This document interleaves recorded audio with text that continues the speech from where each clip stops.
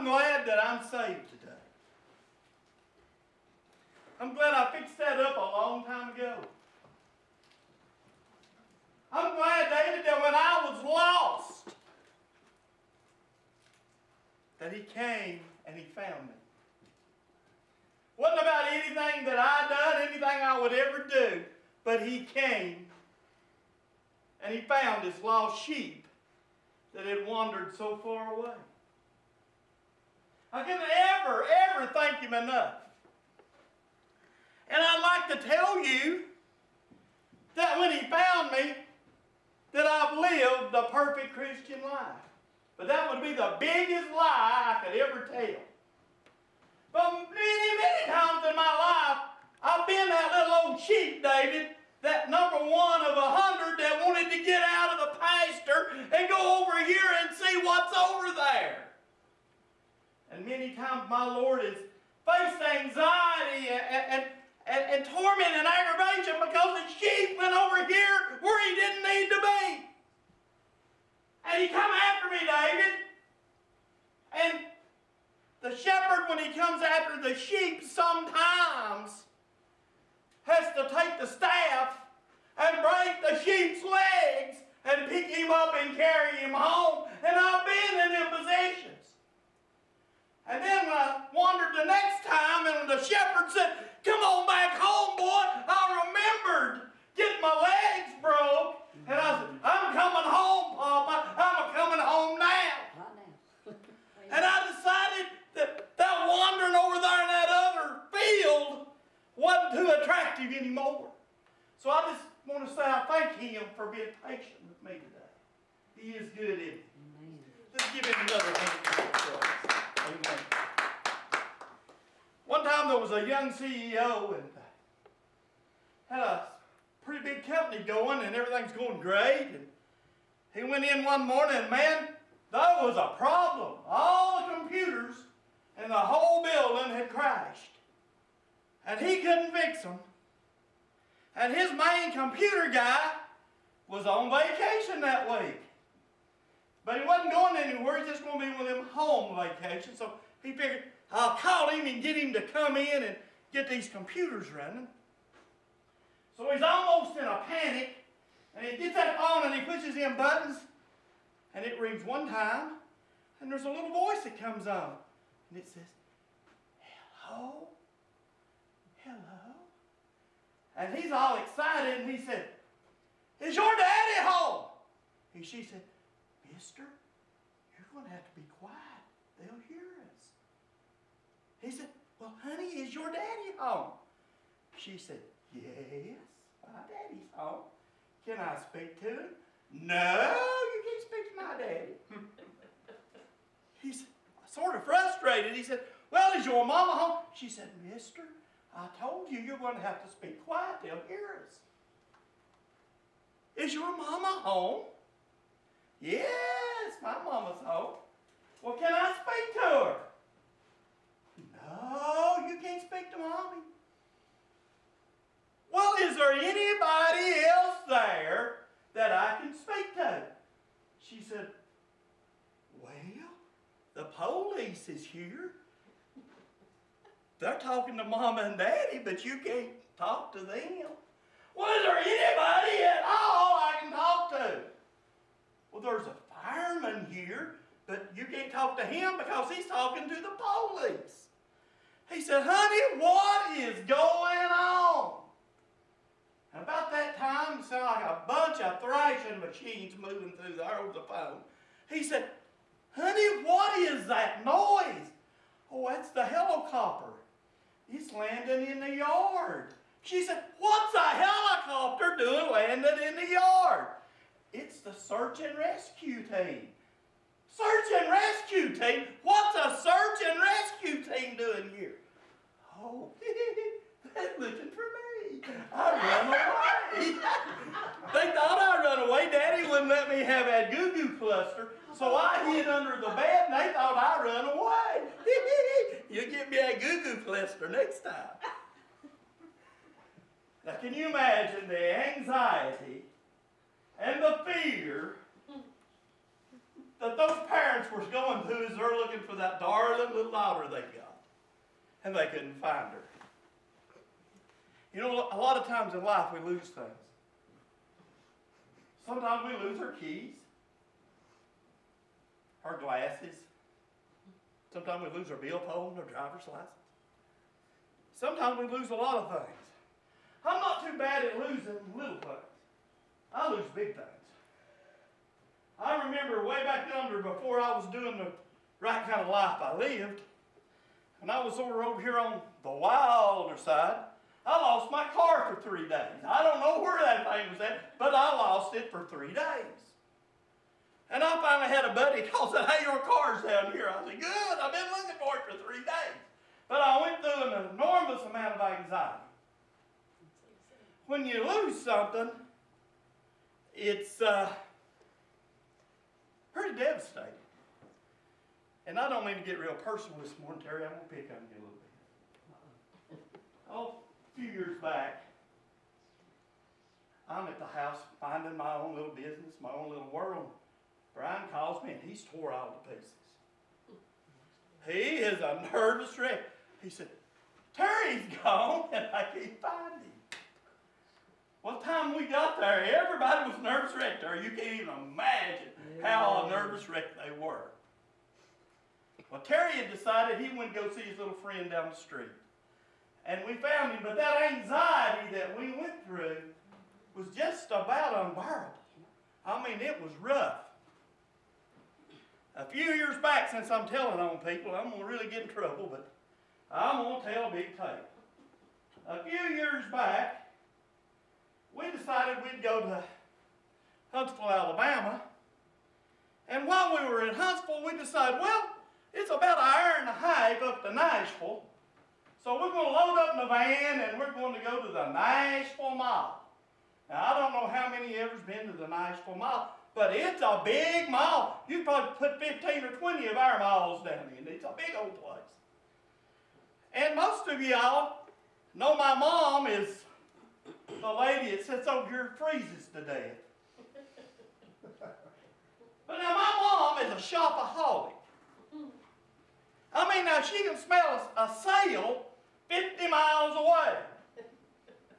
If Balmer's got something on sale, she knows it. If Hamrick's has got something on sale, she knows it. Now here we are in the Nashville Mall. And Ben and Brian don't care anything about buying anything. We're going to go down there to the Gibson guitar store. And we want to look at these Gibson guitars. But now as I looked around, people in that Nashville Mall were strange. Now I'm not talking about like the little mall rats we find down here. These people were out there. I mean, they had street vendors inside the mall. And they had all kinds of weird people doing all kinds of weird things. I mean, it was a weird situation. So we decided we needed to be paired up. Somebody stay with the other to protect them. Well, we shopped and we and Brian went to the guitar store and it was my turn to watch my mom. And here we're walking through this mall. And we're having this great conversation. I'm talking and she's talking, and all of a sudden I'm talking and there ain't nobody talking back. And I look around and she's gone. I mean, like she disappeared off the planet Earth. She is gone. She got a whiff of that sale in there, and there she went. And we found her and everything was great. But what I'm saying, the anxiety that I went through when I couldn't find her and she was lost. It broke my heart. I thought somebody had picked her up. And it was really painful to me. But you see,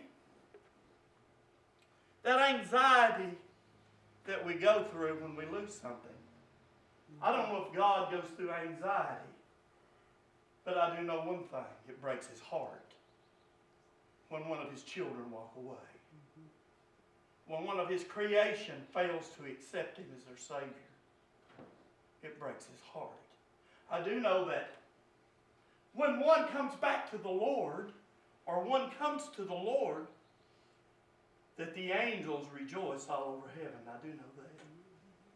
Let's turn to the scripture. You probably right there. This is Luke 15.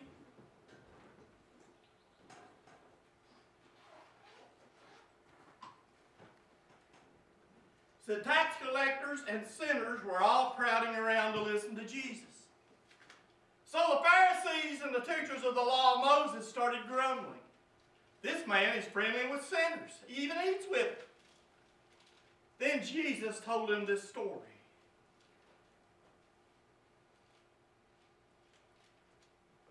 If any of you has 100 sheep and one of them get lost, what will you do? Won't you leave the 99 in the field and go look for the lost sheep until you find it? And when you find it, you will be so glad you will put it on your shoulders and carry it home. Then you will call in your friends and neighbors and say, let's celebrate, I found my lost sheep. Jesus said it's the same way there. Said in the same way, there is more happiness in heaven because of one sinner who turns to God than over 99 good people who don't need Him. Jesus told the people another story. What will a woman do if she has 10 silver coins and loses one of them? Won't she light a lamp, sweep a floor, and look carefully until she finds it? Then she will call in her friends and neighbors and say, let's celebrate. I found the coin I lost. Jesus said, in the same way God's angels are happy even when one person turns to Him. You see, it's important to God, the lost is. It's so important to God that if you're lost, that He sent Jesus to this earth. He sent His only Son to be nailed to a cross, pay the price for our sins. So it's very important to God if you're lost. And He requires it to be very important to us if somebody's lost around us. And we wonder sometimes, how could anybody get lost? Well, it starts out like this. You'll be just going along, minding your own business, living your own life in some happy little manner. And there it is. The devil dangles something in front of you. And it's so pretty. And you think, well, I'll just look at it. Whoa, I shouldn't be looking at that. That's wrong. And then we look back and say, well, maybe it ain't too wrong. And then we begin to stare and lust after that thing. And we desire it more than we desire anything in life. And then we decide that maybe if I just caress it a little, maybe if I just a little light touch, that it'd be okay. So we reach our hand to try to just touch it. And there he goes. He's got you. You're trapped. You're bound. You're in chains. The devil has got a hold of you. And you're wondering, why can't I get free? And the next thing you know, your eyes are blinded. And you don't care anymore if you're free or not. You're so caught up in sin. See, in the Bible, there's a story about Samson. Samson went down and he saw this Philistine whore, this Philistine harlot. And he desired her. And he went and touched and took a hold and grabbed something that he shouldn't have grabbed. But he grabbed him. And they come, cut his hair off, haul him out, blind his eyes, and down here he is, grinding somebody's corn. In bondage, blind. And that's what the devil does when you go astray from God. Now, what causes us to get in this lost condition? Sometimes it's an environmental problem. That you're around, them places where you go, those people that you associate with. You're standing on the job and your friend Jim comes out and he says, we're going to go down Joe's Bar and Grill after work. And you're thinking, well, I need to get home to my wife and my little baby. But what will it hurt just go down there and get a hamburger? I heard they got the best hamburgers in the world down there at Joe's Bar and Grill. So you decide to go with your friends to Joe's Bar and Grill. And when you get in, man, this place is packed. There ain't no seats anywhere but at the bar.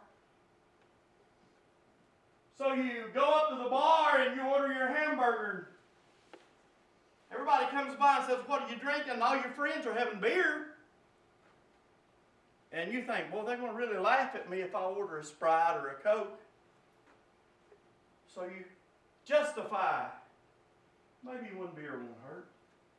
Then you have 2 and 3. And then here she comes. I don't know where she come from, but here she is. Boy, she's pretty. Oh, Lord, she's prettier than my wife. It's the prettiest thing I've ever seen. Boy, look at her. She's batting them eyes at me 100 miles an hour. She's flirting with me. Oh, man, I must be attractive to her. And the next thing you know, you're caught in a trap. No longer you're worried about getting home to your wife and your child. But all you're worried about is getting back to them batting eyes down at Joe's Bar and Grill. The next thing you're divorced.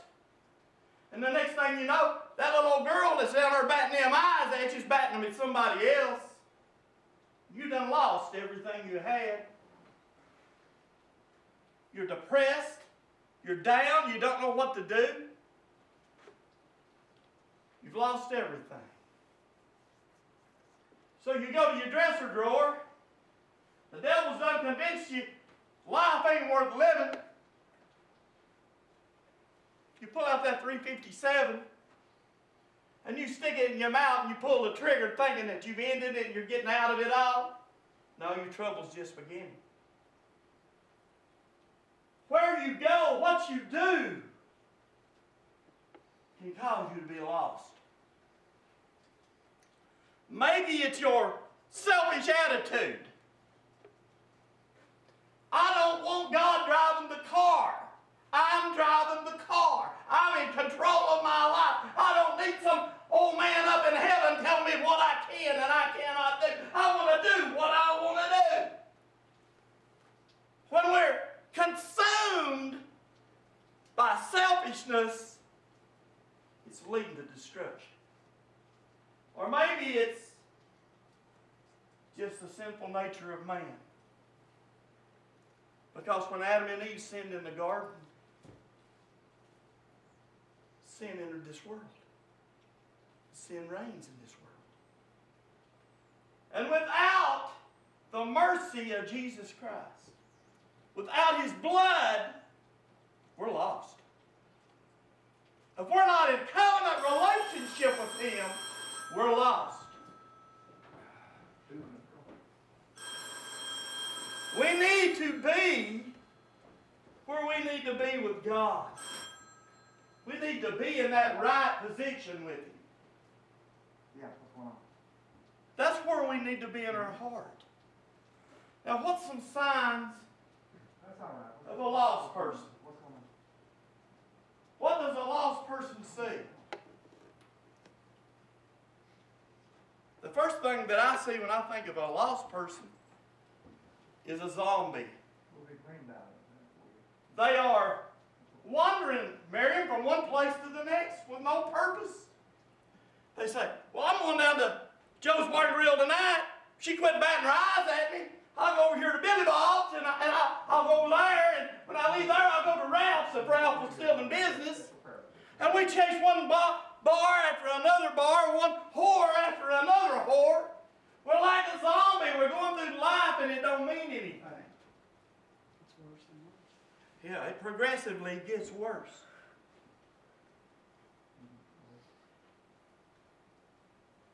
lost, we become so hopeless. We have no more hope.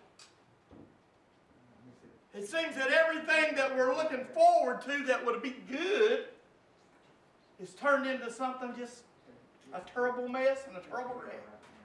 That's when we're lost. When we have no hope.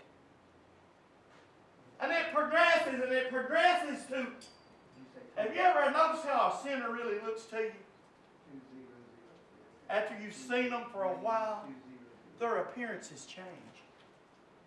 They get old and haggard and just plumb wore out all the time. And our life, when we're in that condition, is just totally useless to us. Now in the Bible, the Lord don't want anybody lost. I want you to grasp this. He don't want anybody lost. He calls us to be fishermen. To be fishermen. Now I want you to picture this. I want you to get this in your head. We get our fishing rod and reel, Solomon. And we get our can of worms or whatever bait, flies, whatever we're going to use. And we're ready to go fishing for the lost. And we end up just going into the church somewhere, this great aquarium where there's fish already saved, and we said, sit down the rod and reel, watch the fish. He says, be fishermen. Go out into the lost. Reach them, bring them in. What does it take to reach the lost? There's not anybody in this building today that don't know somebody lost, that's not around somebody lost every day. How can you reach them? How can you reach that lost individual that's in a point of desperation to ready to end their life? How can you convince them to get over here and come to God? The first thing is you've got to have some compassion. Not condemnation. Not you vile sinner. You ain't worth my time. You ain't worth the effort it would take for me to even speak to you. But some compassion. We need to be able to be concerned with that lost person. We can't go down there with that holier than thou attitude. They may be down in a pit of mud. You know what? We might have to get our $500 suit dirty when we get down in the mud with them. You got to have some compassion. You got to be able to connect with them. I don't need to come up and say, man, won't you get saved? You're going to hell. Look at me. I'm saved. Everything's great. But you need to be able to connect. Man, I feel your pain. I have myself walked the road you're walking. We need to connect with the lost. Not come off, well, super Christian, lights flashing everywhere. Carrying a flag, carrying a banner, big Jesus fish on your car.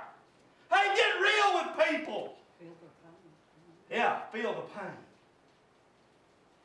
When you connect with them and you have compassion on them, if you are consistent with him, you can't come up to him and say, hey man, how you doing? The next day, hey, you're going to hell, what's wrong with you? The next day, that don't work.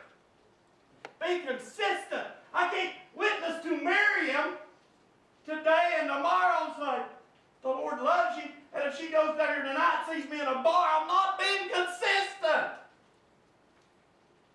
I'm living a lie. If you see a Christian that's frequenting in bars, going to places they shouldn't go, they're living a lie. Jesus wouldn't do it, you don't need to do it. And that's plain. And the only way you're going to get delivered from this junk, if you're here this morning lost, throw it away. Cling to Jesus. He will set you free. He's the only one that can. So this morning, I don't know your condition. I can make a good educated guess. And probably I won't be off very far. Because the Bible says that the fruit of the Spirit follows His children. And I'm not trying to be no fruit inspector, but I'm asking you to this morning. Do you have that love? Do you have that joy, that peace, that happiness, that patience, that long suffering? Do you have the fruit of the Spirit in your life? If you don't have them, it says these signs right here is what a Christian is. These signs right here is somebody that is in relationship with Jesus. If you don't have these signs, I'd get my life fixed. And I don't know if anybody here is in that condition this morning. I suspect they are. And if you are saved, that you are living at the foot of the cross, you are living in relationship with Him, there ain't anybody in this building this morning that don't know somebody that's lost. And before Brian and Dot comes to sing,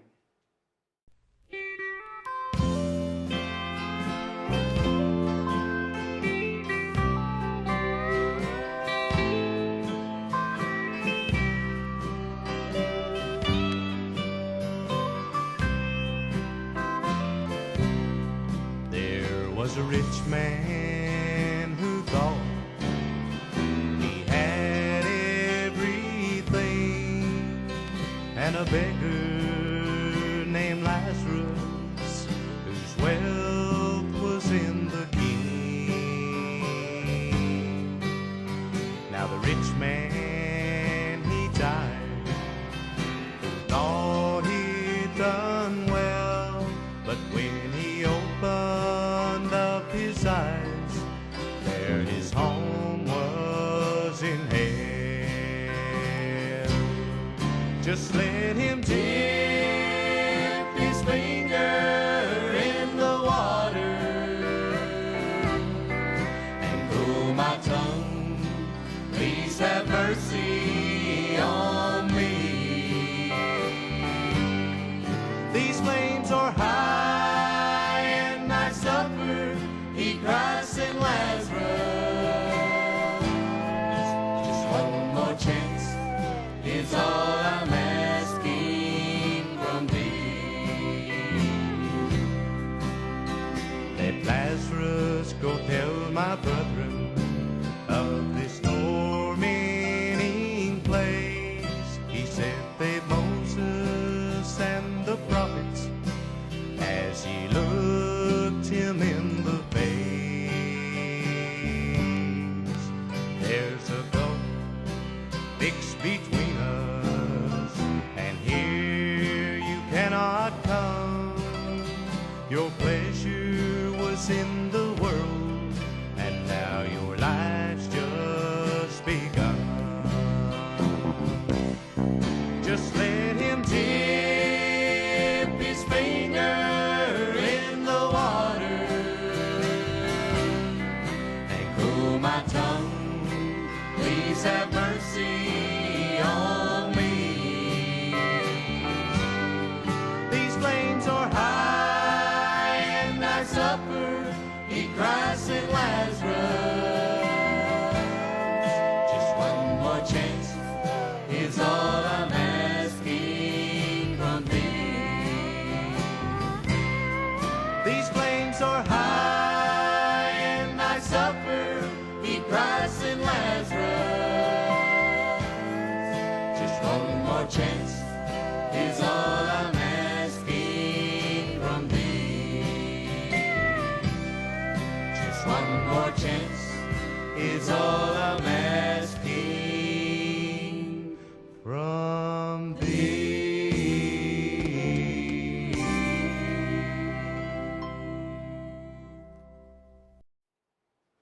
hell is real. I don't know if you can see that. That's one drop of water.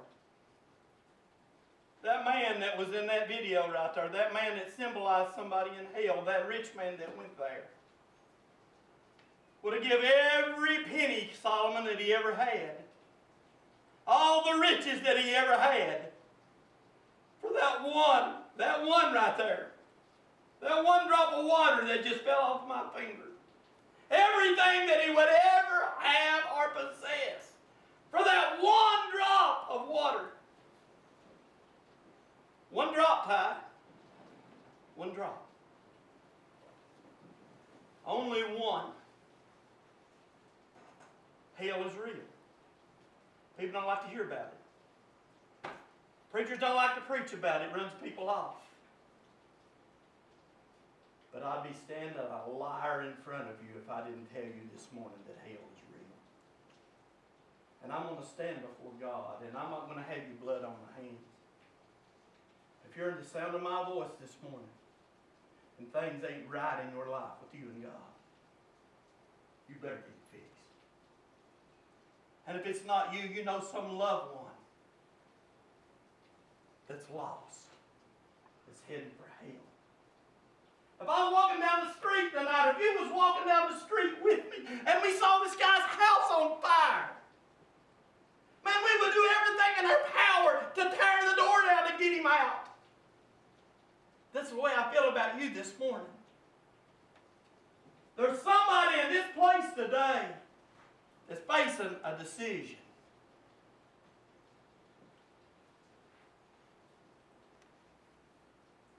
Will you make the right one? I pray you do. I pray you do. Hell is so real.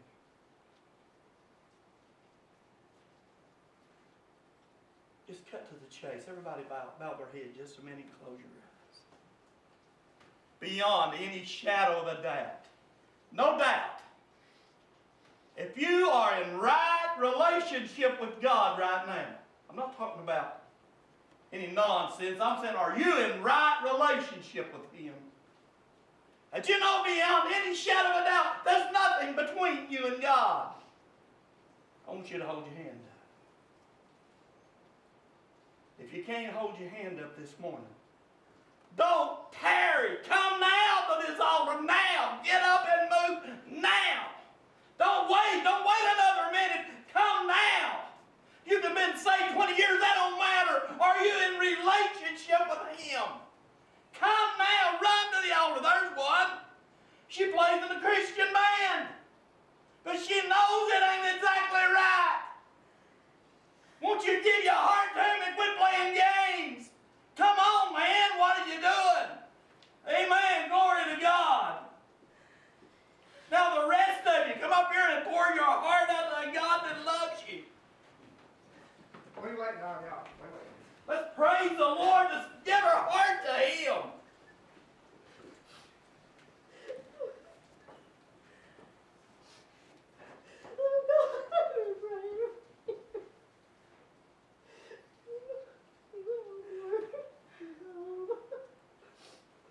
Father, save him. Miraculously save and fix him.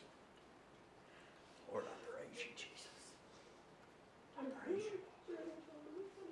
Lord, we come before you this morning, Lord. All of our faults, all of our failures. We give them to you today, Father, knowing that only you